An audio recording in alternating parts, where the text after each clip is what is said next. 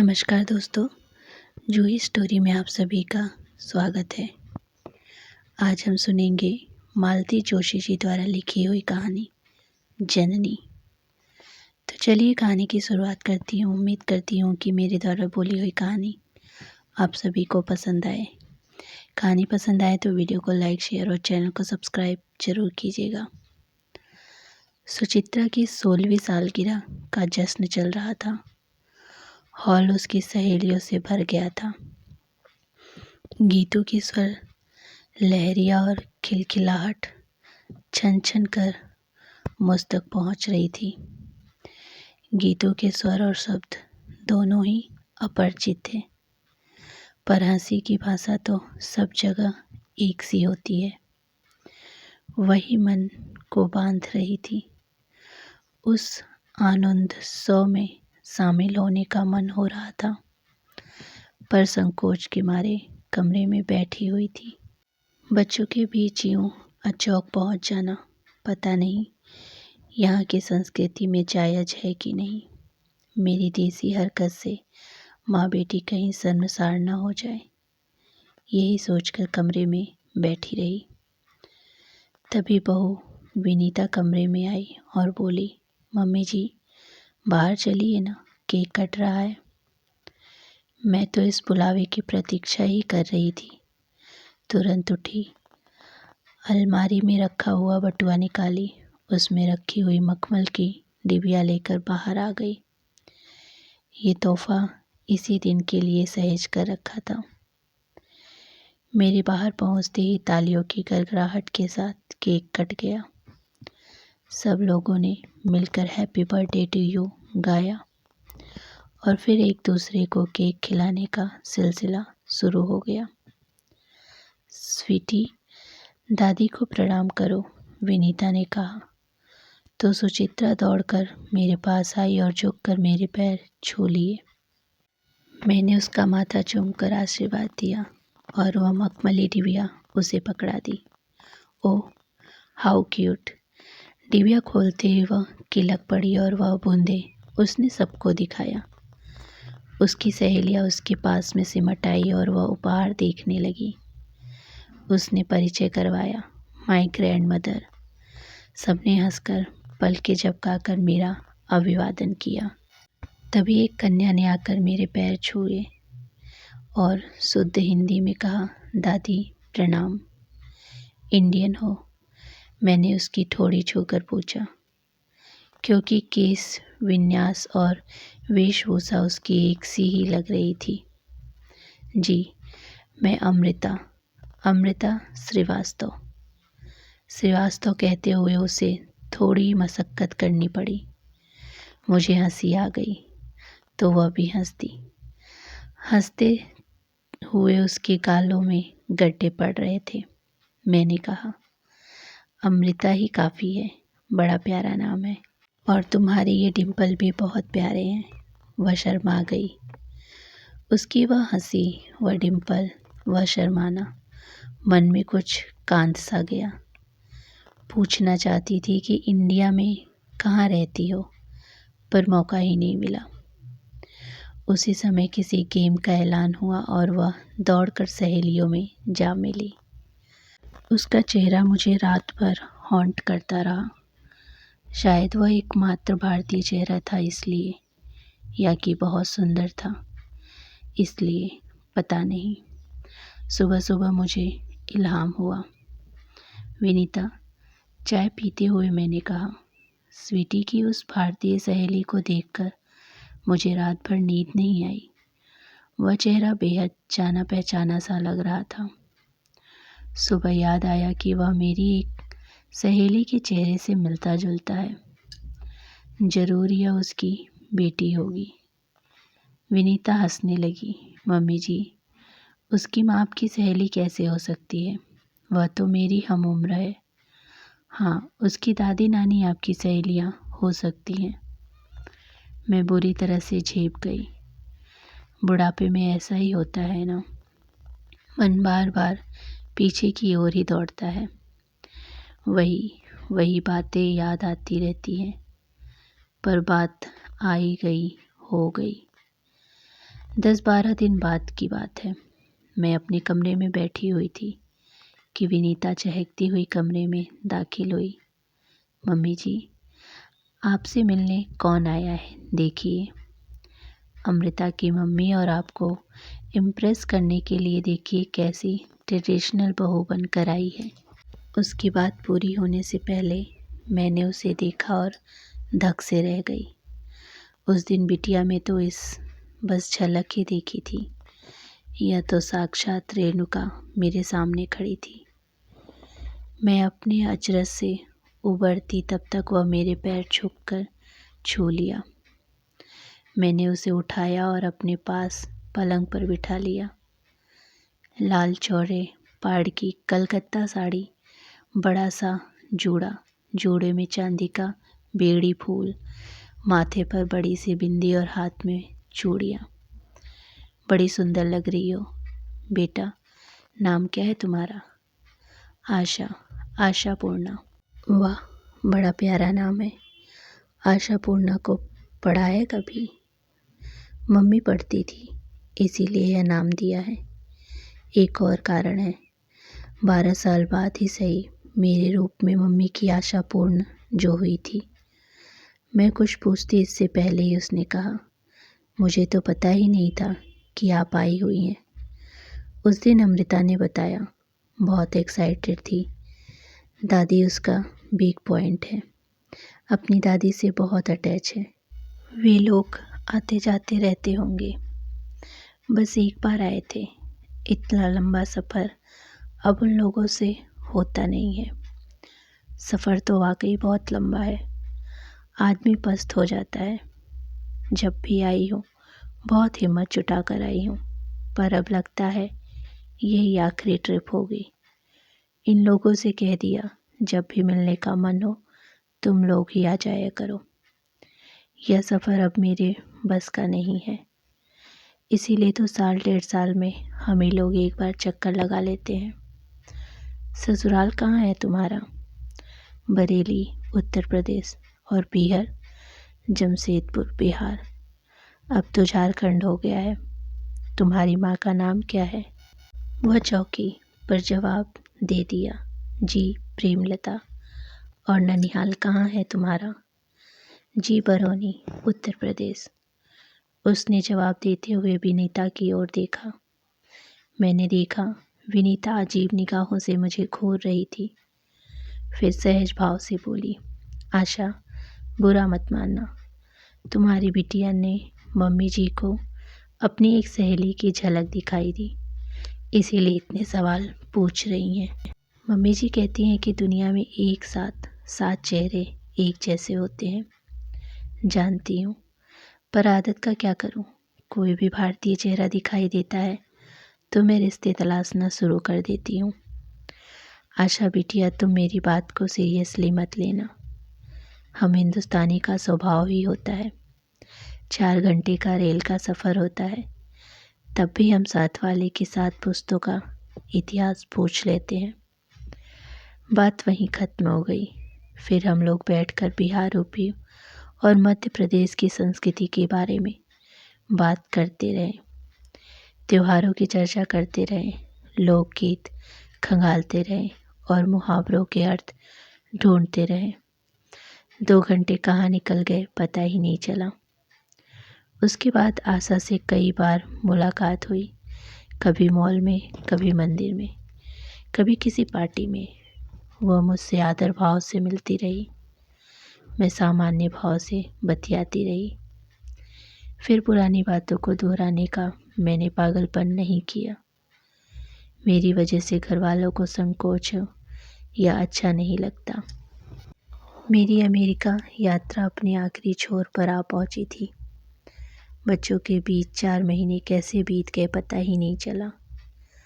रहने को तो 2 महीने और भी रह सकती थी, पर ये 2 महीने मुझे कनाडा वाली बिटिया को भी देने थे। उसके लिए दोबारा मैं इतनी दूर नहीं आ सकती थी। वैसे भी मैंने तय कर लिया था कि यह मेरी अंतिम विदेश यात्रा है। दोबारा इतनी हिम्मत में नहीं जुटा पाऊंगी। बेटे ने मेरे लिए 2-3 हिंदी चैनल्स लगा दिए थे। दोपहर में देख लेती थी, अकेलापन नहीं खलता था। उस दिन ऐसे ही कोई सीरियल देख रही थी कि दरवाजे की घंटी बजी। यहाँ तो घंटी बजाकर कोई आता ही नहीं है। तीनों के पास अपनी चाबियाँ हैं। नौकर चाकरों का तो सवाल ही नहीं। डाकिया भी डाक लेकर लेटर बॉक्स में डालकर चला जाता है। कोई खास डिलीवरी होती है तो ही बेल बजती है। कुछ असमंजस में ही मैंने दरवाज़ा खोला और चकित रह गई। क्षण भर तो मैं उसे पहचान ही नहीं पाई। वो भी थोड़ी असहज हो गई। बोली, सॉरी आंटी, इन कपड़ों में आपके सामने आते बड़ा संकोच हो रहा था, पर घर चली जाती तो आलस आ जाता, इसीलिए ऑफिस से ही सीधे चली आई। अच्छा किया बेटा, और संकोच करने की ज़रूरत नहीं है। मुझे तो अभी ये कपड़े देखने की आदत हो गई है, और सच कहूँ इन कपड़ों में भी तुम बहुत सुंदर लग रही हो। वह शर्मा गई। फिर दिल में एक घंटी सी बजी। ऑफिस से आई हो तो पहले एक कप चाय हो जाए, मैंने कहा। आंटी, चाय मैं बनाती हूँ, मैंने मना नहीं किया। बहुरानी की अति आधुनिक रसोई में कुछ भी बनाते मुझे डर लगता है। बस दोपहर की चाय भर बनाती हूँ। चाय पीते हुए मैंने कहा, तुम्हारा ऑफिस जल्दी छूट जाता है क्या? विनीता का तो। आंटी, मैं हाफ डे लेकर आई हूँ, पता चला आप वापस जा रही हैं। सोचा मिल आऊँ, पता नहीं फिर कब मिलना हो। अच्छा किया बेटे, बहुत अच्छा किया। मुझे सचमुच बहुत अच्छा लग रहा था कि वो मेरे लिए इतना समय निकाल कर आई है। और बस इसके बाद हमारे बीच एक मौन पसर गया। कुछ देर मैंने प्रतीक्षा करती रही। फिर मैंने पूछा, बड़ी चुप हो, क्या बात है? हिम्मत जुटा रही हूँ आंटी, आपसे एक बात कहनी थी, पर आप किसी से कहिएगा नहीं, विनीता से भी नहीं। निश्चिंत रहो बेटा, वैसे न कहना चाहो तो मुझसे भी मत कहो, कोई फ़र्क नहीं पड़ता।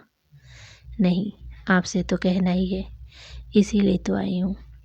फिर पता नहीं मौका मिले या ना मिले। कुछ देर चुप छाई रही। फिर वह एकाएक बोल उठी, auntie, I am an adopted child. मतलब? सब कुछ समझने के बावजूद मैंने अपना आश्चर्य छुपाने के लिए प्रश्न किया। मुझे गोद ले गया था। कब? मैं बहुत छोटी थी तब तो तुम्हें कुछ याद नहीं होगा। हाँ, मुझे कुछ भी याद नहीं है, बस मम्मी पापा का प्यार दुलार ही याद है। मुझे उन्होंने राजकुमारियों की तरह पाला था। दुनिया की ऐसी कोई चीज़ नहीं थी जो मांगने पर मुझे नहीं मिलती। सच तो यह है कि मांगने की ज़रूरत ही नहीं थी, उससे पहले ही सब कुछ हाजिर हो जाता था। बड़ा ही सुखी संपन्न बचपन था मेरा। काश मैं कभी बड़ी ही न होती। तुम्हें कब पता चला? यूँ तो मम्मी मुझे रिश्तेदारों से बचा कर ही रखती थी, फिर भी कभी न कभी सामना हो ही जाता था। तब उनकी खुसर फुसर से मैं बेचैन हो जाती थी। उनकी नज़रों का कौतूहल मुझे असहज कर देता था।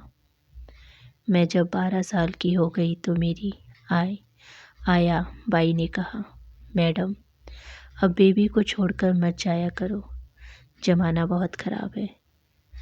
रिश्ते की एक शादी में शिरकत ज़रूरी थी। मम्मी मजबूरन मुझे लेकर वहाँ गई। वहाँ उनकी एक दूर की बहन अरसे बाद उन्हें मिली। देखते ही बोली, प्रेमा, ये वही लड़की है ना? मम्मी जब तक उन्हें आंखों से बरसती वे आधा वाक्य बोल चुकी थी। मम्मी का इशारा पाकर सुर बदल कर बोली, कितनी बड़ी हो गई है ना? मम्मी एकदम विफर गई। तो बड़ी नहीं होगी क्या? 12 साल बाद मिलोगी तो बिटिया क्या उतनी सी ही रहेगी? जानती हो, लड़कियां जल्दी बढ़ती हैं। वहाँ से लौटकर मैं एकदम गुमसुम सी हो गई। लोगों का अजीब निगाहों से घूरना और खुसर फुसर करना अब समझ में आ रहा था। अब समझ में आया कि मम्मी मुझे रिश्तेदारों से दूर क्यों रखती थी। 2-3 दिन तक मैं गुमसुम बनी रही। मैंने खाना छूना तक नहीं। मम्मी पापा परेशान हो गए। मेरी एक ही जिद थी, मुझे सच बताओ। पापा बोले, मुझे एक दिन सच्चाई बतानी ही थी। हम सिर्फ ठीक समय का इंतज़ार कर रहे थे। तो चलो आज ही सही।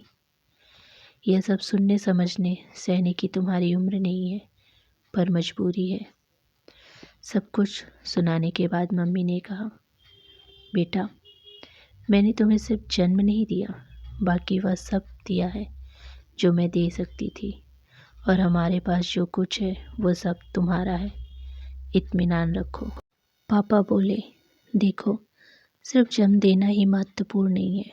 असली बात परवरिश, अच्छी परवरिश। हमने तुम्हें वही देने की कोशिश की है और करते रहेंगे। हम चाहते हैं कि तुम ऊंची से ऊंची तालीम पाओ और जीवन में खूब तरक्की करो। हम तो यह बात भूल ही चुके हैं कि तुम्हें हमने जन्म नहीं दिया। तुम भी भूल जाओ। जिन बातों को याद करने से दुख होता हो, उन्हें भूलना ही बेहतर है। तुम भी यह सब भूलकर अपनी दुनिया में लौट आओ। खेलो कूदो, पढ़ो लिखो। पूरी ज़िंदगी तुम्हारे सामने है, उसे खुशगवार बनाने की कोशिश करो। और तुम जानती हो, तुम्हारी खुशी में ही हमारी खुशी है। पापा के समझाइश के बाद भी मेरी उदासी दूर नहीं हुई। मैं अपने आप को एकदम बहुत अकेला अनुभव करने लगी थी। आखिर एक दिन मैं मम्मी पापा से कह दिया, अगर आप लोग मुझे खुश देखना चाहते हो तो प्लीज़ मेरी एक इच्छा पूरा कर दीजिए। इसके बाद मैं आपसे कुछ नहीं मांगूंगी। बोलो, क्या चाहती हो? प्लीज़ मुझे एक भाई ला दीजिए। वे दोनों जैसे आसमान से गिरे। फिर थोड़ी देर बाद पापा बोले, इसका मतलब समझती हो? वो आने वाला तुम्हारे प्यार में भी हिस्सेदार होगा और जायदाद में भी। होने दीजिए पापा। जिनके यहाँ 4 बच्चे होते हैं वहाँ भी प्यार बढ़ता ही है, पैसा भी। फिर भी हम उन लोगों में एक रिश्ता तो होता है। मैं यही चाहती हूँ, कल को आप लोग नहीं रहेंगे तो कोई तो होगा जो मेरा अपना होगा। मम्मी पापा आज फिर से मुझे देख रहे थे। उन्हें ही नहीं, मुझे खुद लग रहा था कि इन 10-15 दिनों में मैं एकदम बड़ी हो गई हूँ, अपनी उम्र से आगे निकल गई हूँ। 1.5-2 साल इसी ऊहापोह में निकल गया। फिर उन्हें भी मेरी बात में तथ्य नज़र आया होगा। वे भी सोच रहे होंगे कि कल को मेरी शादी के बाद वे लोग एकदम अकेले पड़ जाएंगे। फिर उन्होंने 4 साल का एक प्यारा सा बच्चा गोद ले लिया। मम्मी बोली कि अब इस उम्र में बहुत छोटे बच्चों की सास संभाल मुझसे नहीं होगा। इस बच्चे को एक तरह से मैंने ही पाला है। पूरे 10 साल छोटा है मुझसे, पर वह मेरे जीवन का केंद्र बिंदु बन गया था। स्कूल का समय छोड़कर मेरा खाना पीना सोना जागना उसी के साथ होता था। एक अजीब बॉन्ड था हम दोनों में। लगता था पिछले जन्म में बिछड़े हम इस जन्म में पुनः मिल गए। इस कहानी के बाद कमरे में एक सन्नाटा सा खिंच गया था। वह एकदम मौन थी। मुझे भी यह सब आत्मसात करने के लिए समय चाहिए था। मैं चाय बनाने के लिए उठ गई और थोड़ी देर को उसे अकेला छोड़ दिया। उसे चाय का कप पकड़ाते हुए मैंने धीरे से पूछा, तुम्हारे ससुराल वालों को यह मालूम है? मैंने शादी ही इसी शर्त पर की थी कि सामने वाले को सब कुछ सच सच बता दिया जाए। बाद में पता चलने पर मुझ पर धोखाधड़ी का आरोप लगेगा तो मुझसे सहन नहीं होगा। मैं तो शादी करना ही नहीं चाहती थी, पर मम्मी पापा का बहुत मन था। उनके दरवाजे पर भी शहनाई बजे, बारात आए। फिर 2-3 रिश्ते कोई इसी कारण लौट गए, पर ये लोग तैयार हो गए। सास ससुर और पति बस तीनों को पता है। ससुर जी बोलो, सबको बताने की ज़रूरत नहीं है, फिर 10 तरह की बातें होगी। मेरी ननद को भी शायद पता नहीं है। तुम्हारे साथ लोगों का बर्ताव कैसा है? बहुत अच्छा, बहुत प्यार दुलार और आदर मान देते हैं। इसीलिए मैं भी उनका मन रखने का भरसक प्रयास करती हूँ। वहाँ जाती हूँ तो सीधे पल्ले की साड़ी पहनती हूँ, सिर ढकती हूँ, चूड़ी बिंदी बिछिया सब पहनती हूँ। इसीलिए मैंने अपने बाल भी नहीं कटवाए, क्योंकि साल में एक बार जाना ही होता है। मेरे दोनों बच्चे भी वहाँ जाकर एकदम देसी हो जाते हैं। तुम्हारा भाई, वह तो अब बड़ा हो गया होगा। हाँ, 28 का है, इंजीनियर है। पिछले साल हमने उसकी शादी कर दी। उन लोगों को भी पहले सब बता दिया, पर प्रॉपर्टी इतनी है कि उनसे मना करते ही नहीं बना। बहू अच्छी है, हाँ। दोनों यहाँ आने के लिए फड़फड़ा रहे हैं, पर मैंने कहा अभी रुक जाओ, दोनों बूढ़े हो चले हैं। पापा तो बहुत ही थक गए हैं। ऐसे में उनका अकेले छोड़ना ठीक नहीं है। कल को कहने को हो जाएगा, पेट चाया होता तो छोड़कर थोड़े ही जाता। पेट चाया क्या छोड़कर जाते नहीं हैं, पर उन्हें कोई दोस्त नहीं देगा आंटी। पर यहाँ तो कहानी ही दूसरी है ना। बोलते बोलते उसकी नज़र कलाई खड़ी पर गई। ओह माय गॉड, कितना समय हो गया, पता ही नहीं चला। और जो कहने आई थी वह बात तो रही जा रही थी। इतनी लंबी कहानी के बाद भी कुछ शेष था। आंटी जी, उसने गला साफ करके कहा, मुझे और अमृता को देखकर आपको जिनकी याद आ गई थी, वे अगर कभी मिले तो उनके सामने मेरा जिक्र मत करना। अब तक नाराज़ थी, उनसे नफ़रत भी थी, पर जिस दिन पहली बार अमृता को गोद में लिया, उस दिन सारी नाराज़गी, सारी नफ़रत ममता के ज्वार में बह गई। समझ गई कि कोई बहुत बड़ी मजबूरी रही होगी, नहीं तो अपने कलेजे के टुकड़े को कोई यूं छोड़कर नहीं जाता। और मजबूरी क्या होगी, हम आप समझ सकते हैं। अपने मम्मी पापा की नाराज़गी का डर है। उन बेचारों को क्या पता लगेगा, वे अपनी दुनिया में मस्त हैं। फिर वह कुछ देर चुप रही, फिर बोली, आंटी, वे जो भी हैं, जहाँ भी हैं, सुखी रहें, यही चाहती हूँ। पहले मैं डरती थी कि मेरी जन्मदात्री पता नहीं किस कुलशील की होंगी, पर जब आपकी सहेली है तो अच्छे घर की ही होंगी। आपकी ही तरह परिवार में आदर मान पाती होंगी। आप ही की तरह अपने नाती पोतों में रची बसी होंगी। मेरे अस्तित्व की कल्पना मात्र से उनकी मानसिक शांति भंग हो जाएगी। उनके जीवन में भूचाल आ जाएगा, और अगर इस बात की भनक भी किसी को लग गई तो उनकी प्रतिष्ठा और प्रतिमा धूमिल हो जाएगी। संतान के रूप में कोई सुख तो नहीं दे सकती, कम से कम उनके दुख का कारण तो न बनूं। बहुत समझदार हो बेटा तुम। मैंने उठकर उसे गले से लगा लिया। वह रो पड़ी और रोती ही रही। मैंने उसे चुप कराने का प्रयास किया। जानती थी यह चिरसंचित रुलाई है, बरसों से वह इसे छाती में दबाए बैठी है, और मुझे यह भी एहसास हो गया था कि वह जिससे लिपट कर रो रही है वह मैं नहीं, उसकी माँ है। तो दोस्तों, ये थी मालती जोशी जी की कहानी जननी। उम्मीद करती हूँ कि मेरे द्वारा बोली हुई कहानी आप सभी को पसंद आई हो। कहानी पसंद आई हो तो वीडियो को लाइक, शेयर, चैनल को सब्सक्राइब ज़रूर कीजिएगा। धन्यवाद।